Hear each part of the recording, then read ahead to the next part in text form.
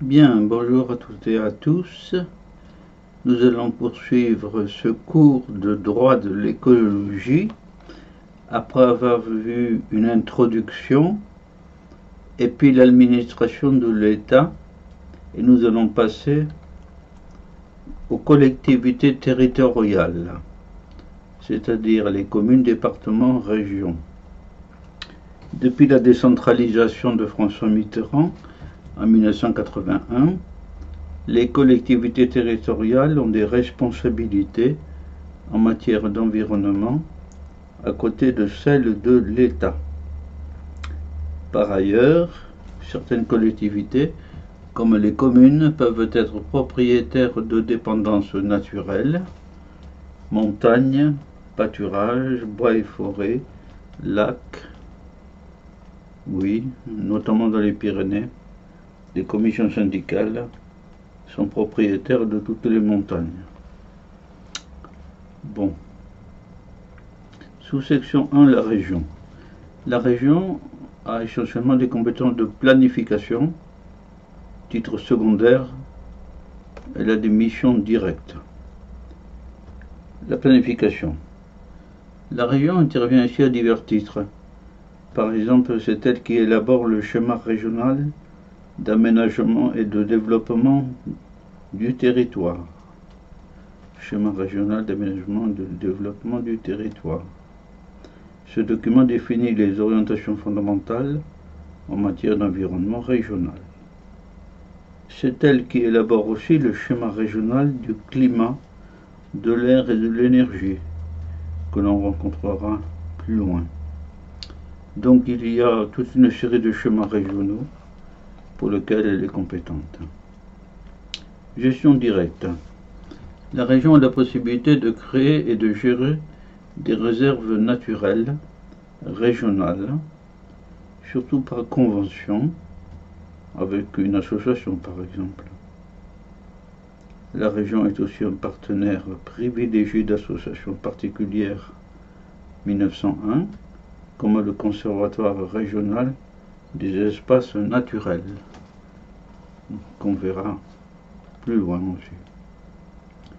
Donc la région a des tâches de gestion directe ou indirecte par le recours avec des associations par exemple. Passons maintenant au département. Les compétences ici sont multiples. Le département est représenté dans de nombreuses commissions, par exemple la commission départementale de la nature, des paysages et des sites, précité plus haut. Il mène une politique de protection, de gestion et d'ouverture au public des espaces naturels sensibles. C'est une catégorie d'espaces qui relève du code de l'urbanisme, ça. En matière de planification, il met en place des plans départementaux, des itinéraires de promenade et de randonnée, encore un plan qui recense donc les itinéraires par lesquels des piétons peuvent se promener ou randonner. Le plan départemental d'élimination des déchets ménagers et assimilés. On en reparlera à l'occasion des déchets. Il joue un rôle fondamental de redistribution des aides publiques. À ce titre, il finance le SDIS, Service départemental d'incendie et de secours, avec la participation des communes. Le département a donc un rôle fondamental à jouer. La commune maintenant, c'est évidemment le niveau de base, mais on doit citer aussi l'intercommunalité. La commune, son maire ont diverses compétences. On peut dire notamment que le maire détient la police de l'ordre public, tranquillité, sécurité, salubrité. Et le maire peut exercer d'autres polices, comme celle de l'eau, destinée à la consommation humaine. C'est très important, bien évidemment. L'intercommunalité des communes ont la liberté de se regrouper au sein d'une personne publique pour améliorer l'administration locale. On peut citer à ce titre la communauté urbaine, la communauté d'agglomération et la communauté de communes. Ces personnes morales ont des compétences déterminées par la loi et soit expressément, soit de manière optionnelle, à l'intérieur d'une liste prédéfinie par la loi.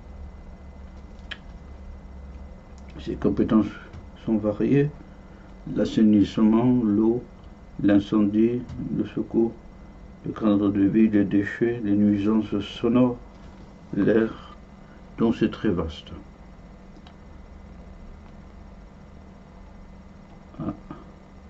Sous-section 4, les instances consultatives territoriales. De nombreuses instances locales existent en matière d'environnement. Elles sont chargées d'émettre des avis pour éclairer essentiellement le préfet. Ce sont pour l'essentiel des commissions d'État, présidées par le préfet. Outre la commission départementale de la nature, des paysages et des sites précités, on mentionnera la commission départementale de la chasse et de la faune sauvage, qui évidemment joue un rôle très important en raison de l'importance de la chasse en France. Cette commission est consultée pour la destruction des nuisibles, l'attribution des plans de chasse. Les établissements publics. La formule de l'établissement public permet à la collectivité publique qui constitue cet établissement public, car les établissements publics sont toujours créés par une collectivité territoriale ou par l'État, d'isoler la gestion d'une activité par la création d'une personne morale dotée d'une certaine autonomie administrative et financière reçue. On citera quelques exemples au sein des établissements publics nationaux ou territoriaux. Nationaux. Le célèbre conservatoire de l'espace littoral et des rivages lacustres. Ce conservatoire est un acteur majeur de la conservation et de la gestion du littoral français, aussi bien océanique que méditerranéen, de même pour les plans d'eau d'une superficie supérieure à 1000 hectares.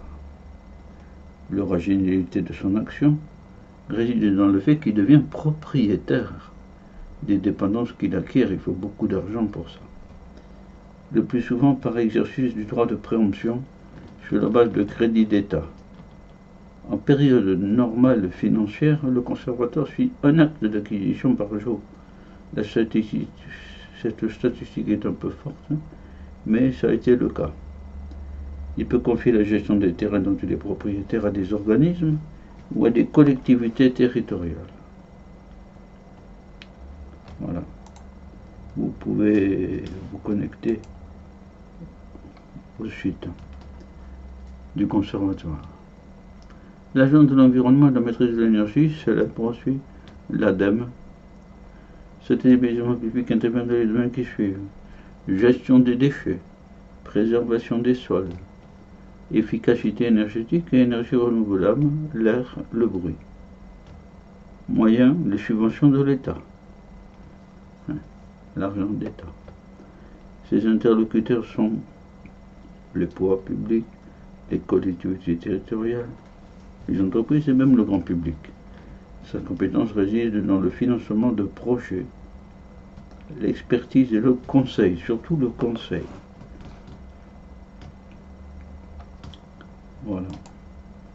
Vous pouvez vous connecter. Le Muséum national d'histoire naturelle, créé en 1793 par la Révolution française, établissement public, scientifique et culturel. Il forme des chercheurs, il fait des recherches scientifiques, il réalise l'inventaire du patrimoine naturel français, il diffuse des connaissances pour le grand public par la visite de ces établissements, par exemple l'arboretum, un arboretum de Chèvreloup. Ensuite, l'Office national des forêts, c'est l'héritier de l'ancienne administration des eaux et forêts, qu'on rencontrera quand on parlera des forêts. Il assure l'application d'un ensemble de règles, que l'on appelle le régime forestier, pour les forêts de l'État et des collectivités territoriales. Il peut intervenir aussi plus rarement en matière de forêt privée. C'est rare quand même.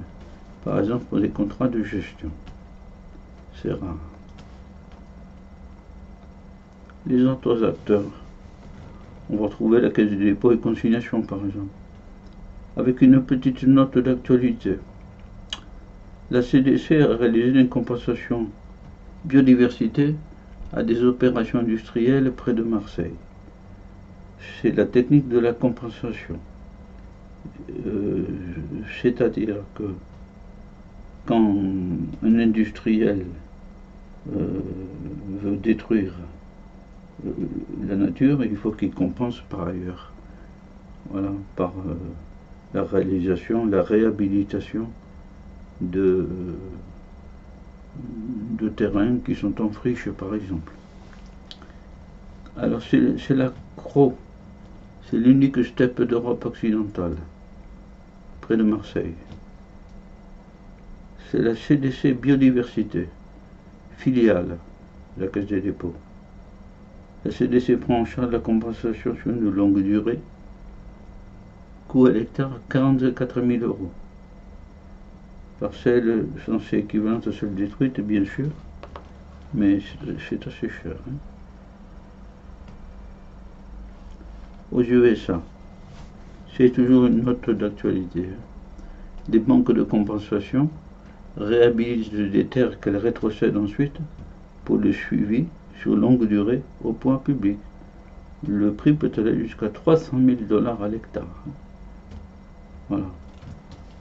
Les idées qui sont en œuvre, voilà. Le principe, éviter de détruire. Détruire au minimum. Compenser ailleurs. Autre principe, plus on donne un prix à la nature, plus les investisseurs s'y intéressent. Eh oui, l'argent. Il vaut mieux conserver l'existant. Compenser est un droit à détruire. Oui, c'est lourd là. Voilà. Voilà des idées clés de cette technique de la compensation. Les établissements sous-section 2, les établissements publics territoriaux. Les collectivités territoriales peuvent également constituer des établissements publics territoriaux, notamment pour la gestion d'un risque particulier, l'incendie, ou d'une zone géographique remarquable. Une dénomination statut, couramment utilisée, celle de l'entente, voire le code général des collectivités territoriales. On citera par exemple à ce titre l'entente interdépartementale du bassin du Lot, vous pouvez retrouver ça sur internet, qui à l'échelle de cette rivière gère tous les problèmes économiques, touristiques, environnementaux et la préservation des zones humides. Donc voilà une formule ancienne de l'entente qui est remise à l'ordre du jour en écologie. Section 4. Maintenant, nous passons à une dernière diapositive, les actions en justice des personnes publiques. L'État ou les collectivités territoriales, comme toute personne publique, peuvent agir devant les juridictions tant administratives que civiles ou pénales. Le Code de l'environnement contient une disposition spécifique les concernant devant les juridictions pénales. Ainsi, l'article L. 142.4 dispose « Les collectivités territoriales et le groupement peuvent exercer les droits reconnus de la partie civile en ce qui concerne les faits portant un préjudice direct ou indirect au territoire, sur lesquels il constitue une infraction aux dispositions législatives relatives à la protection de la nature. » Voilà. Voilà donc, ils peuvent exercer les droits reconnus de la partie civile, c'est-à-dire une indemnisation, quoi, en clair. C'est nouveau, ça. Voilà. Eh bien, ce faisant, nous en avons fini avec l'intervention des collectivités territoriales, communes, départements, régions, établissements publics, territoriaux bien sûr, en matière d'écologie. Et ceci, c'est la troisième leçon de droit de l'écologie, où l'on commence par une partie un peu comment dirais-je, sévère, un peu rigoureuse, les personnes. On verra après les dépendances naturelles. Voilà. Eh bien, je vous dis au revoir à toutes et à tous. Et sur la nébuleuse du cheval sur fond galactique. Voilà. Au revoir à toutes et à tous.